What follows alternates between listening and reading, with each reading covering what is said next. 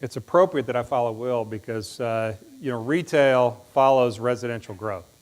So if Will's not building, I'm not building. So we're glad that you're building, and we're glad that Larry Johnson's building, and David Weekley and everybody else. So we're 2008 to 2011 were really rough years for us, but we hunkered down and got through. And I think much like the lot developers, retail developers, and a lot of our retail anchors were kind of slow to get ramped back up, but we are ramped up now. So the things that drive us beyond the residential, in the retail sector, residential growth, job growth is important. And when you look at, and David Jarvis, thank you for your slides. So you'll see several of his in my presentation too. But if you see on this slide, job growth in Houston outpaces job growth in Texas, and it's about twice the job growth of the United States.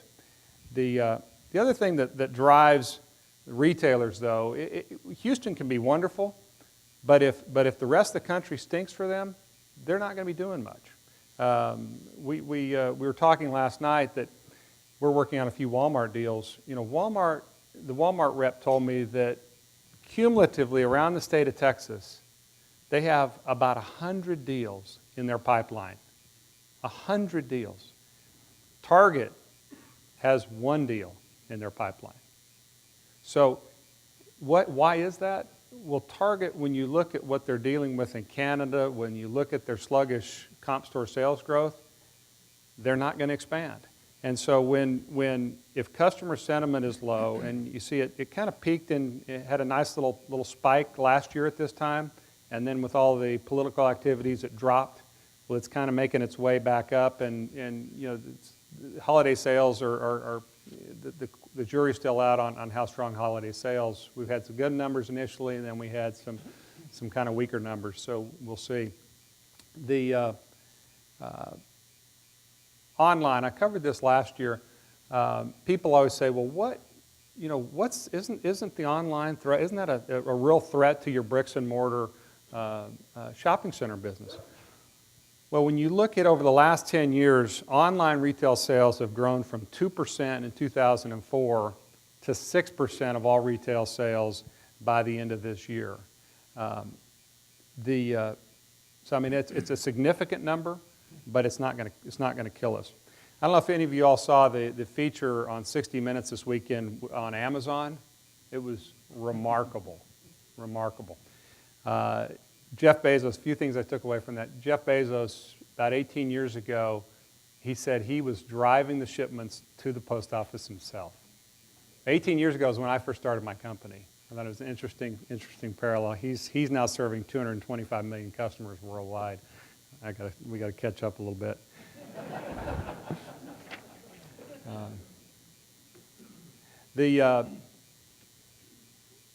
On online, the holiday sales are expected to be about 600 billion this year. The online portion will be about 80 plus billion, which is about 16%. But when you look at it on a whole year basis, it's about 6%. But what really is the impact that it has on the retailing business in a whole is really as they call it, the omnichannel. It's where retailers now, customers go online, they shop, they compare, they talk to they look at tweets, they talk at Facebook about, okay, where are you shopping, where are you eating, we're going to meet up over here. So the online presence helps the physical presence, and none of us could really envision that was going to be the result. So the online has really helped good retailers and good restaurants become better retailers and better restaurants. What it's done for us in our business, we have both a development business and we have a brokerage business. And what it's made us do is our retailers and our restaurant clients get sharper, they get better, and they harness the strength of technologies. It makes us get smarter, and it makes us have to be up on our game as well. So we hire better people to echo the sentiments about the real estate program at U of H. reached out to John and I said, I need a strong intern, I need a woman, and I need a woman of color. And he delivered me an excellent intern. So I highly recommend reaching out to John. But we're trying to mirror and make within our team the market out there and the growth that we're seeing. We're active. We have Heather Wynn in our office represents 99 Ranch Market. Well, you might have driven by 99 Ranch Market, but you maybe have never walked in. We spent last week touring Asian-anchored projects in Los Angeles, and it's remarkable when you see. You have to go to markets such as LA to see what's ultimately going to happen here in some of those sectors. But when you look at the growth in the Hispanic demographic, when you look at the growth in the Asian demographic, and particularly in the Asian demographic, when you look at the education levels and the income levels, and what 99 Ranch, for example, is catering to is the second generation Asian demographic. Well, that's a demographic that I want to cater to. I mean, they eat, they shop, they have a lot of disposable income. So we have to have a team that mirrors the market, and so we're trying to increase our women ranks of women brokers and our ranks of people of color. Retail employment. The retailers now operate more than 3.6 million U.S. establishments that support 1 in 4 U.S. jobs. 70% of our economy is based on consumption. So I call that job security. This is an interesting slide. Last year I talked about Best Buy. Best Buy was on the ropes, and it's been a great year. We have about 5 Best Buys in our portfolio, and so we were biting our nails. But what was interesting is when you look at the upper left-hand corner, for retailers, the big measurement is comp store sales or comp store declines of identical stores. What is that store doing year to year? Are the sales up in that particular store or down in that particular store?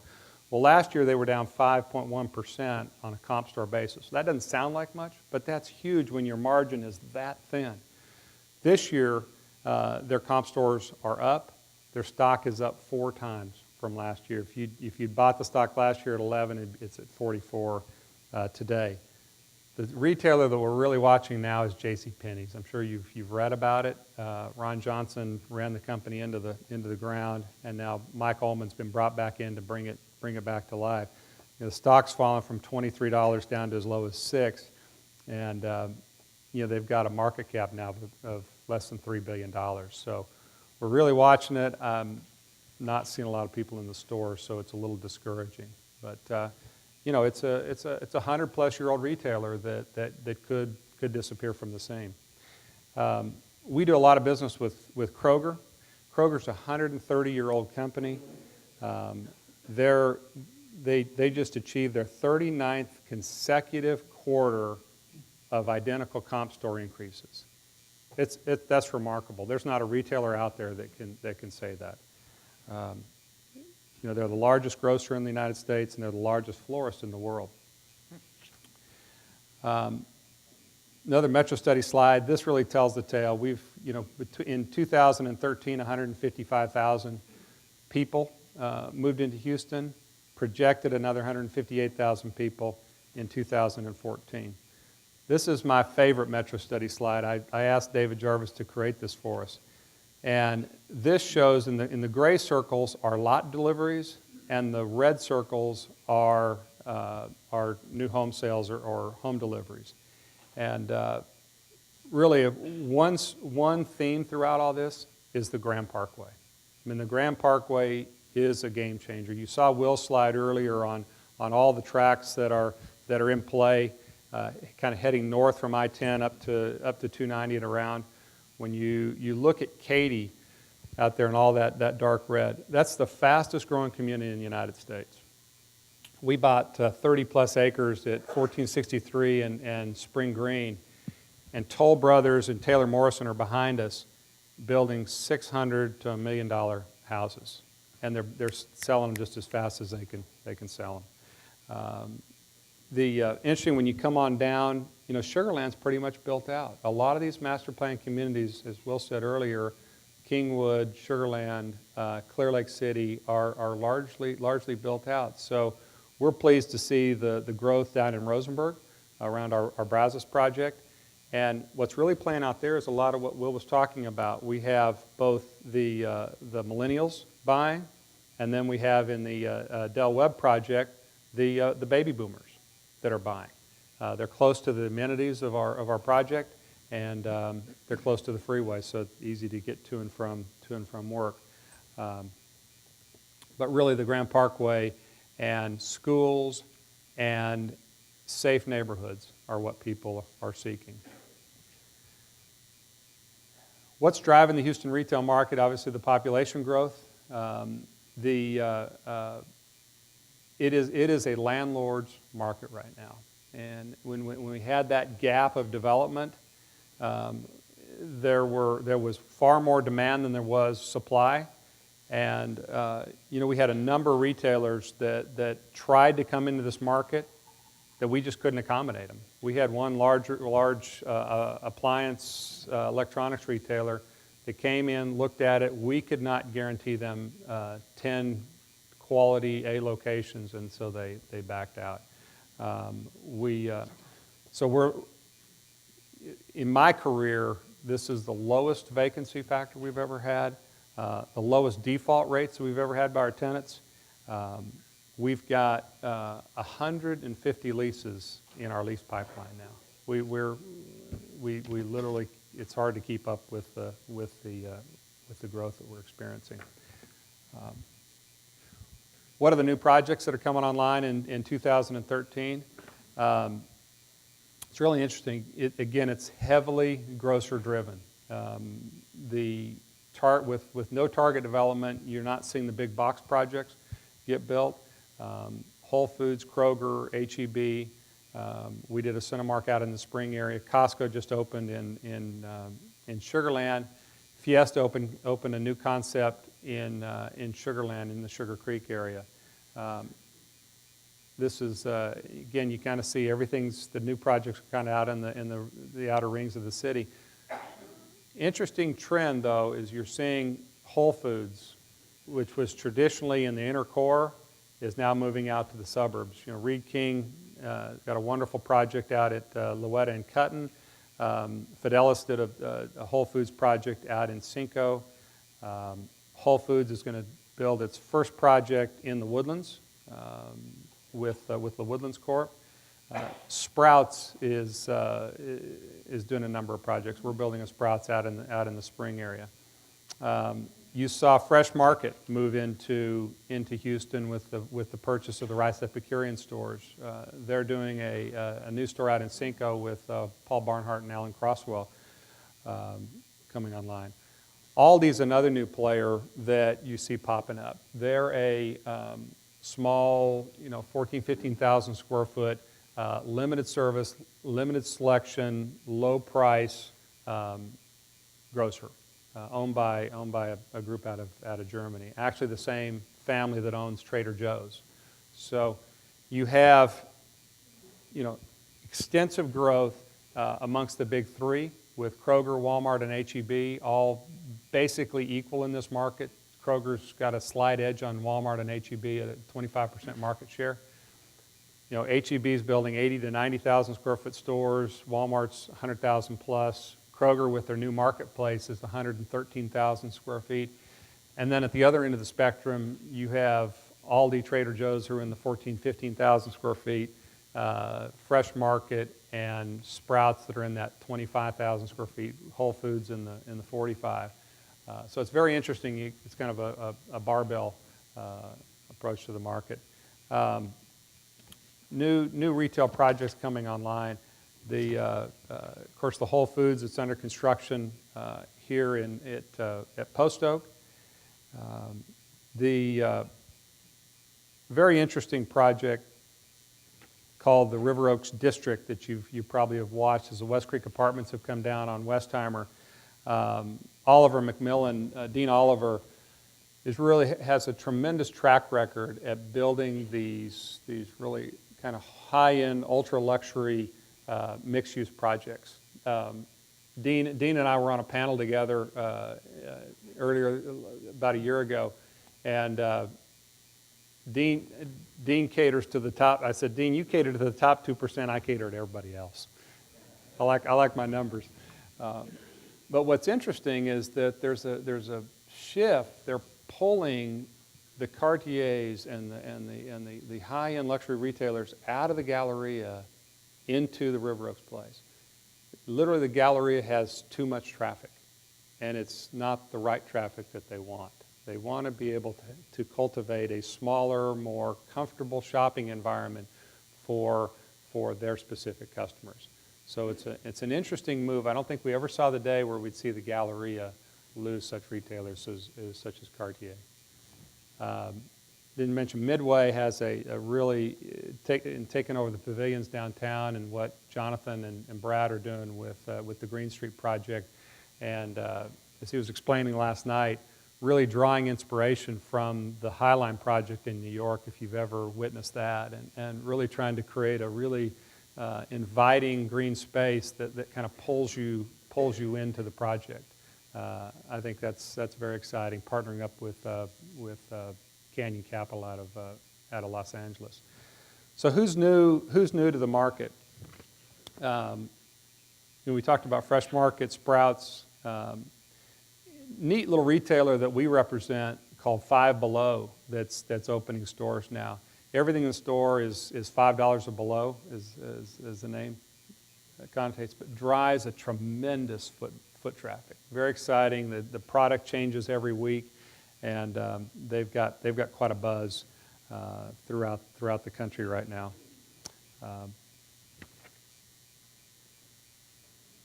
Shopping center sales. The market has been for Holiday Fanolio, for Cushman Wakefield and the others, George Cushing. The market's been extremely active. When you can't really read these numbers, but some of the notable sales, Fidelis sold their Whole Foods project out in the Cinco area for a 5.3 cap rate. That is, I think that sets a record for Houston. We bought our Newquest Epic team bought a Kroger out at Easton Commons, which is a older center, and we'll be renovating the center in the 7 cap range that we hope will grow to about an 8.5 cap. Fidelis bought the Meyerland Plaza, which at a 6.5 cap, which is just one of those legacy assets that I'm really excited to see. I mean, what Fidelis will do with that project over the next 10 years will be remarkable. I mean, they will take it to another level. So when you look at these kind of aggregated, grocery anchored retail was sold at an aggregate of 6.68 cap. And power centers sold for a 7.32 cap. Kimco's buying the power center out in Tascasita for about a 6.7 cap. So just for strong centers, there's just when they go to market, there's 20 buyers out there for each one. All right, so here comes my advertisement. Here's three projects that we're working on right now. As I mentioned, we're building Sprouts. We just opened Cinemark out in Spring at 2920 in Kirkendall. This area's got the Exxon effect. With Exxon bringing 10,000 employees out there, there is a tremendous amount of home growth out there. Our Cinemark opened strong, and we're looking forward to Sprouts opening. On the east side of town, out in Chambers County, there's $35 billion worth of projects ongoing in the petrochemical area with all the refineries around us. We're together with Newquest Croswell. We're building the Walmart Supercenter at 146 and I-10, and we've had just tremendous interest from ancillary retailers for that. As I mentioned earlier, we bought 35 acres here in Katy that abuts Toll Brothers project, and we expect that to be grocery anchored and open in 2015 or 2016. I'm going to finish on my most exciting project, and this has nothing to do with grocery, but it's really and a lot of my partners are here in the room.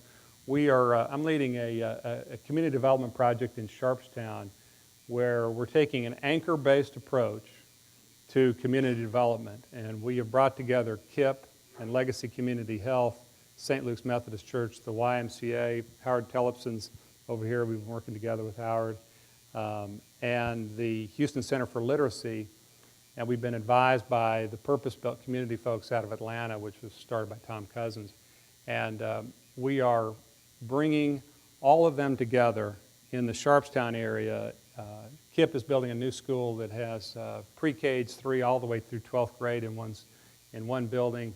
St. Luke's operates their Gethsemane campus here with a myriad of programs, and then we're building a community center in the middle that will house the YMCA, all the recreational facilities for KIPP, the Legacy, a primary care community health clinic, literacy programs, and a variety of other programs for the community.